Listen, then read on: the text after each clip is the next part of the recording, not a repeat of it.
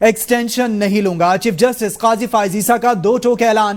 صحافی نے سوال کیا کہ رانا ثناءاللہ کے مطابق اگر تمام جج صاحبان کی مدت ملازمت بڑھا دی جائے تو آپ بھی ایکسٹینشن لینے پر متفق ہیں، جس پر چیف جسٹس نے کہا رانا ثناءاللہ صاحب کو میرے سامنے لے آئیں۔ ایک میٹنگ میں اعظم نذیر تارڑ نے کہا تمام چیف جسٹس کی مدت ملازمت بڑھا رہے ہیں تو میں نے کہا باقیوں کی بڑھا دیں، میں قبول نہیں کروں گا۔ اس میٹنگ میں منصور علی شاہ صاحب اور اٹارنی جنرل بھی موجود تھے، لیکن رانا ثناءاللہ نہیں تھے۔ مجھے تو یہ نہیں پتا کہ کل زندہ رہوں گا بھی یا پھر نہیں۔ ایک سوال پر چیف جسٹس نے کہا کہ 6 ججز کے خط کے معاملے پر سماعت کمیٹی نے مقرر کرنی ہے۔ جسٹس مسرت ہلالی ناسازی طبیعت کی وجہ سے نہیں آ رہی، اس وجہ سے بینچ نہیں بن پا رہا ہے۔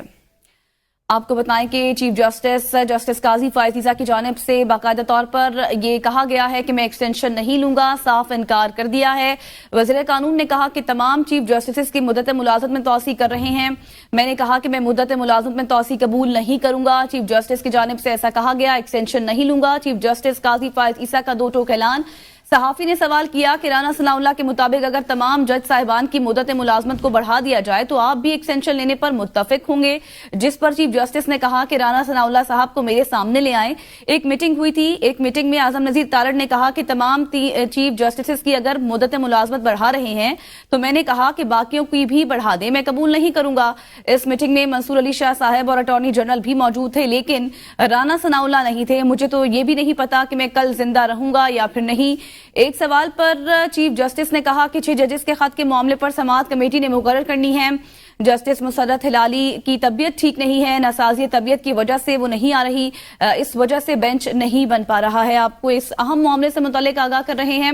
اب سے کچھ روز پہلے رانا ثناءاللہ نے ایک انٹرویو میں بھی یہ بات کہی تھی اور باقاعدہ طور پر کہا تھا کہ ہمارے پاس نمبر گیم پورا نہیں ہے اور جو آئینی عہدہ ہے اس میں ترمیم کرنے کے لیے اگر نمبر گیم پورا ہو تو ہم جو مدت ملازمت ہے چیف جسٹس کی اس میں توسیع کر سکتے ہیں، لیکن چیف جسٹس نے ایکسٹینشن لینے سے صاف انکار کر دیا تھا اور اب باقاعدہ طور پر دو ٹوک اعلان سامنے آیا ہے چیف جسٹس قاضی فائز عیسیٰ کی جانب سے کہ میں ایکسٹینشن نہیں لوں گا۔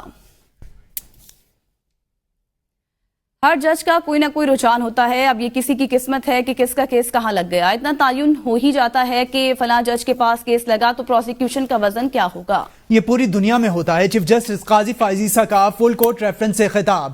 انہوں نے کہا کہ پہلے بینچ بنتے ہی علم ہو جاتا تھا کہ فیصلہ کیا ہوگا۔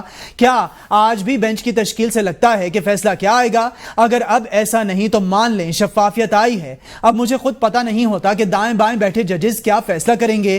آج کاز لسٹ چیف جسٹس کی نہیں بھیجی جاتی، ماضی میں چیف جسٹس کو کاز لسٹ منظوری کے لیے بھیجی جاتی تھی۔ میں نے یہ چیز بدل دی ہے، اب چیف جسٹس کا کاز لسٹ میں تبدیلی کا اختیار ختم کر دیا گیا۔ اب مقدمات کی سماعت مقرر کرنے کا اختیار رجسٹرار کا ہے۔ کبھی کبھی ہنسی آتی ہے، کہا جاتا ہے کہ چیف جسٹس نے مقدمہ نہیں لگایا، تبصرے ضرور کریں لیکن حقیقت کی بنیاد پر، مفروضوں پر نہیں۔ مفاد عامہ کے مقدمات براہ راست نشر کرنے کا فیصلہ کیا تاکہ عوام خود دیکھ کر فیصلہ کریں کہ عدالتی فیصلوں میں شفافیت ہے یا نہیں۔ آپ ایک رینڈملی کیسز لگیں اور وہ قسمت کی بات ہے کس کے پاس اس کی سنائی ہو۔ کوشش تو یہ ہونا چاہیے کہ ہر جج وہی فیصلہ کرے جو دوسرا۔